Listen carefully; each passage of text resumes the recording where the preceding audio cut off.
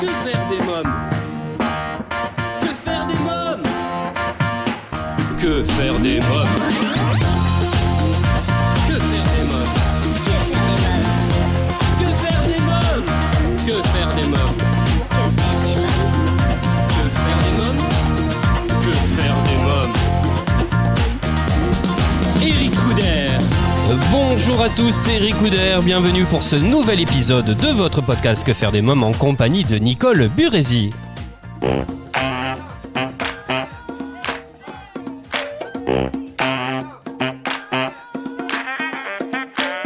Et c'est ce qui m'a donné l'envie de le raconter aux enfants, en même temps que je rendais hommage à la faculté de Montpellier, une ville que j'aime énormément, et une ville qui fête cette année, qui essaye de fêter son 800e anniversaire avec beaucoup de cérémonies, et je devais intervenir à la fac de médecine de Montpellier. J'ai fait une conférence, mais beaucoup de choses n'ont pas pu avoir lieu. Et on ne sait pas que la faculté de Montpellier est la plus ancienne du monde occidental. Ah oui. La devise qui orne la salle des actes, c'est « Autrefois Hippocrate était de Cos, aujourd'hui il est de Montpellier ». Et Renaudot a été très marqué par ses études montpelliéraines. Il a défendu l'anatomie, il a pratiqué des anatomies, c'est-à-dire des dissections. Il a défendu la médecine chimique, en particulier l'antimoine, qui était honni par la faculté parisienne, et le Parlement l'avait interdit d'ailleurs, plusieurs années auparavant. Donc il est extrêmement moderne et porteur de valeurs, et il m'a semblé aussi qu'il était porteur d'espoir dans une époque si difficile. Lui qui était très laid, lui qui était orphelin, qui a perdu sa mère très tôt, et qui était si laid d'ailleurs que sa mère, un peu avant sa mort, avait dit « Mon pauvre enfant, il faudra bien vous y faire, vous ne trouverez jamais une femme », ce qui s'est révélé faux d'ailleurs par la suite. Lui qui, en plus de ça, a aggravé son cas en attrapant les écrouelles qui lui ont dévoré le nez, mangé le visage, enfin ravagé, lui a laissé des traces. Ces écrouelles ont été épouvantables.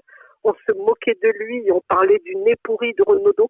Eh bien, malgré tout cela, et malgré une époque qui avait encore les séquelles des guerres de religion, eh bien, il a pu imposer ce qu'il voulait.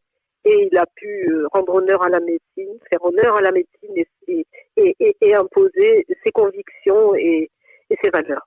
Alors tout à l'heure, vous me parliez de Au Grand Coq. Dites-nous un peu plus sur cet endroit.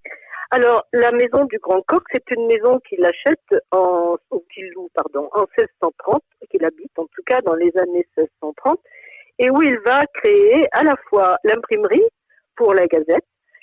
Il va créer les dispensaires, ce qu'il appelle ses consultations charitables.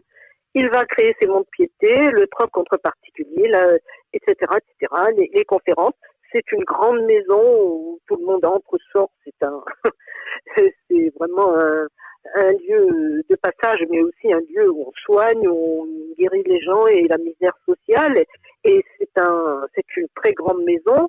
Et c'est là qu'il va réaliser son œuvre. Si vous voulez, je peux vous lire quelques extraits qui concernent cette œuvre, Au Grand Coq, réalisée au Grand Coq. Je vous lis à la page 19. Il soignait tout Loudun et chacun l'admirait. Il parcourait les rues, partout on l'appelait, et le bonheur faisait rayonner son visage. On le disait, celui d'un sage. Et plus personne alors ne le trouvait si laid. À force de travail, il eut une trouvaille. Ce remède admirable, c'est ce polycreston qui soignait tout, disait-on, avec toutes ses plantes, le fenouil, l'angélique et l'ambre, le calaman, réglisse et romarin, girofle et pimprenelle, la menthe, la tourmentille, la sauge et la verveine, si l'on avait de la veine. Voilà. Vous voyez, en même temps, je le magnifie, en même temps, c'est la médecine de l'époque. En tout cas, je pense que ça va beaucoup plaire à nos auditeurs de vous entendre lire. C'est toujours intéressant d'entendre son auteur lire son ouvrage.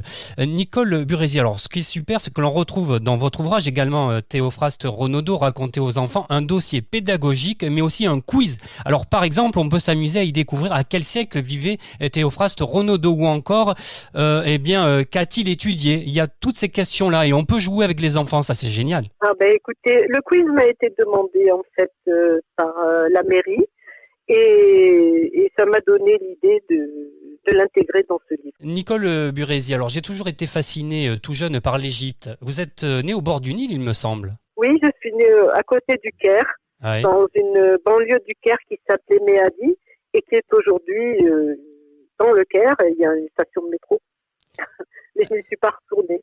Est-ce que vous envisagez peut-être d'écrire sur l'Égypte ? J'envisage dans ma tête, mais je ne suis pas sûre d'en être capable. J'ai quitté l'Égypte à 9 ans et j'en ai peu de souvenirs. Je l'ai quitté précipitamment au moment de Suez et par conséquent, mes parents ne m'en parlaient pas du tout parce qu'ils ont dû refaire leur vie complètement. Et donc, je ne sais pas si j'en serais capable. Il faudrait que j'accumule beaucoup de documentation et l'Égypte a beaucoup changé. Donc, je ne sais pas. Il faudrait déjà que j'y retourne. Mais pourquoi pas ? Peut-être. Peut-être. Nicole Burezi et Théophraste Renaudot, racontez aux enfants avec quiz et dossier pédagogique. C'est votre actualité. Merci Nicole Burezi. Merci beaucoup. Merci beaucoup, Eric Couder.